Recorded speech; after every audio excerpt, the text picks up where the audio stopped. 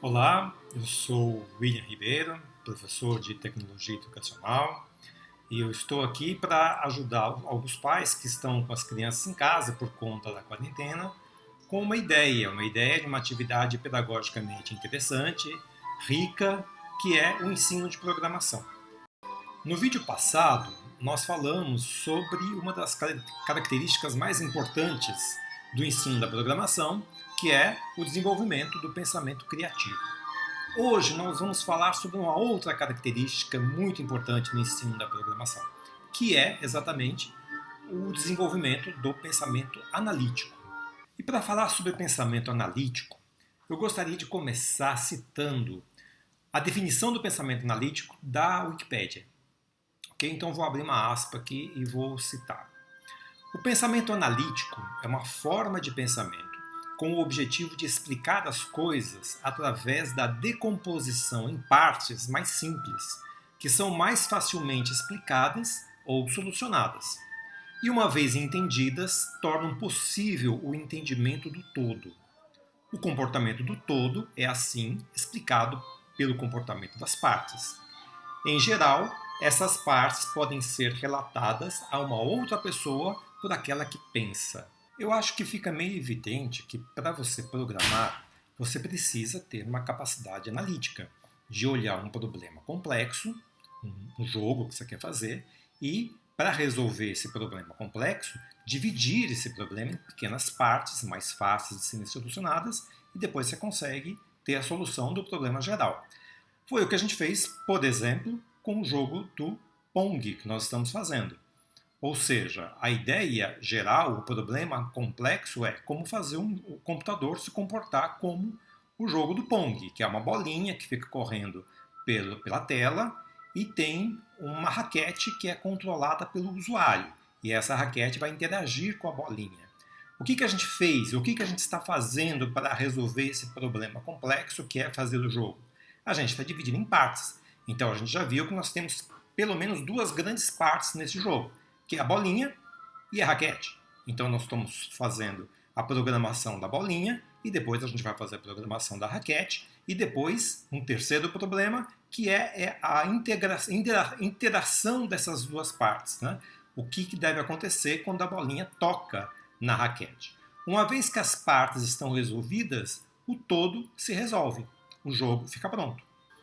É claro que esse problema é um problema simples, então fica meio óbvio o processo. Mas à medida em que os jogos que a gente for desenvolver ficarem mais complexos, esse processo analítico vai ficar mais claro. E é importante também a gente lembrar que o objetivo nosso quando a gente ensina a programação para uma criança é ajudar a criança a desenvolver estruturas intelectuais importantes. Uma delas é exatamente o pensamento analítico. Então, é por isso que a gente também por isso que a gente considera importante o ensino da programação, porque está ajudando a criança a se desenvolver intelectualmente. Então, continuando aqui com o nosso jogo da bolinha está aqui. Então, quando eu apertar a bandeirinha, ela vai apontar para a direção 45 graus e sempre vai ficar movendo 10 passos. E se tocar na borda, ela deve voltar. E aqui o nosso código, nossa programação da raquete, que é quando alguém tocar na tecla seta para a direita, ela vai mover para frente, e quando alguém tocar na tecla esquerda, seta para a esquerda, ela vai mover para trás. Né? Então, é isso que nós fizemos da última vez, no último vídeo. Agora, nós vamos fazer... Mas vocês repararam, e a gente chamou a atenção disso no último vídeo, é que quando a bolinha toca na raquete, não acontece nada. Não acontece nada por quê? Porque nós não definimos que alguma coisa devesse acontecer, né? A gente ainda não falou para ele, computador, ou para a bolinha, o que ela deve fazer quando ela toca na raquete. E aí alguém poderia aparecer a seguinte dúvida. A interação da bolinha e da raquete é uma coisa que acontece com os dois atores. Então, quem que a gente vai programar? A raquete ou a bolinha? Para responder isso, essa é uma pergunta bem interessante, a gente tem que pensar o seguinte. qual dos dois atores que vai reagir à interação?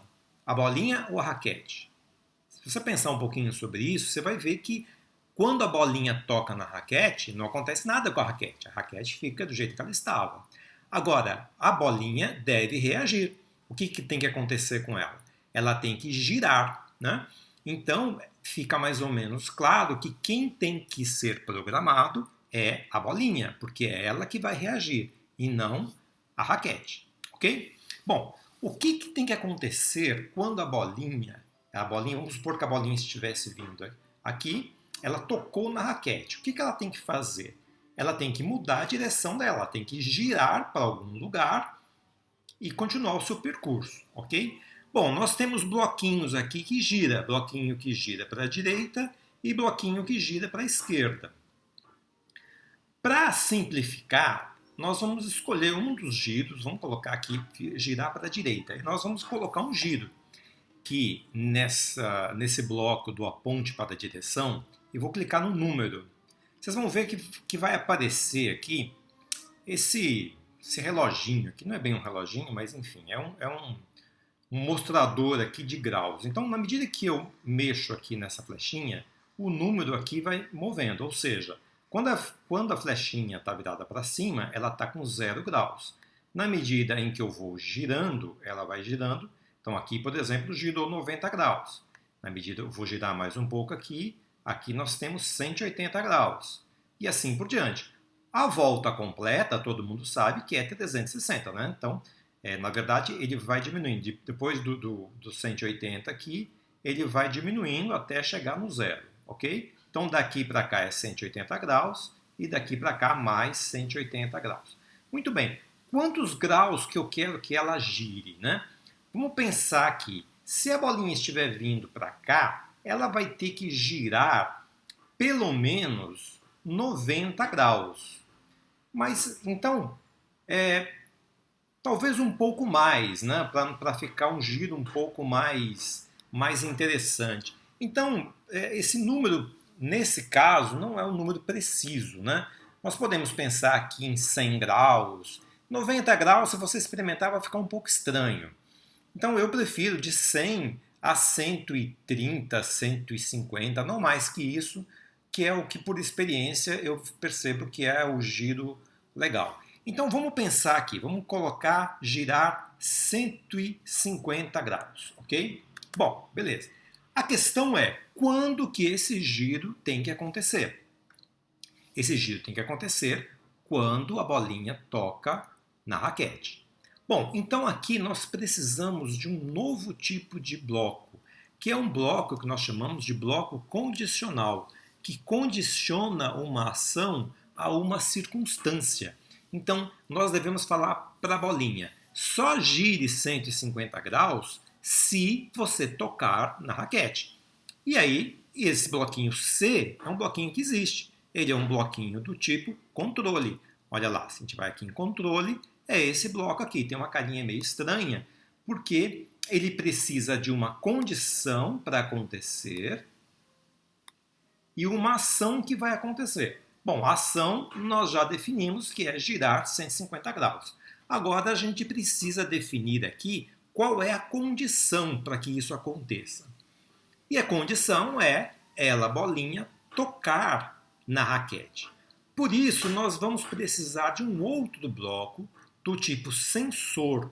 Por que sensor? É como que se a bolinha precisasse sentir a presença da raquete, ok?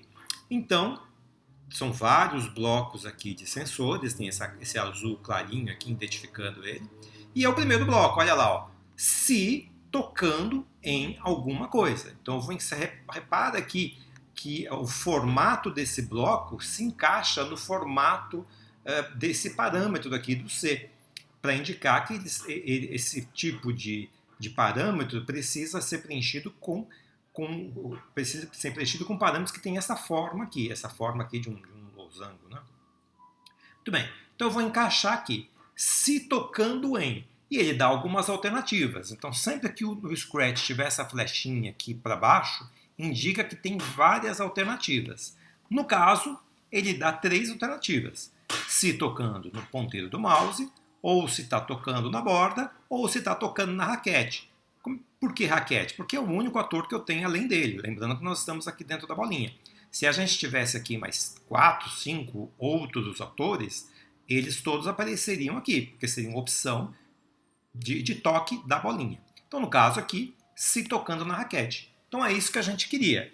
Se bolinha, eu estou falando para a bolinha, eu estou meio que ensinando a bolinha como que ela deve reagir no meu jogo. Então, é como se eu estivesse falando assim para ela. Bolinha, se você estiver tocando na raquete, você gira 150 graus, ok? Então, assim, a programação é essa. O problema nosso agora é onde colocar essa programação. Então, assim, essa programação tem que estar dentro do sempre ou tem que estar fora do sempre? Essa é uma pergunta recorrente. Muitas vezes, nesse caso aqui, eu queria que vocês pensassem um pouquinho sobre isso, mas nesse caso é fácil da gente entender que esta pergunta, estar tocando na raquete, é uma pergunta que tem que ser feita sempre, porque a cada passo que a bolinha dá, pode ser que ela tocou na raquete. Portanto, esse conjunto de blocos aqui, esse pacotinho aqui, a gente vai colocar dentro do sempre. Aí a gente aproxima lá e encaixou.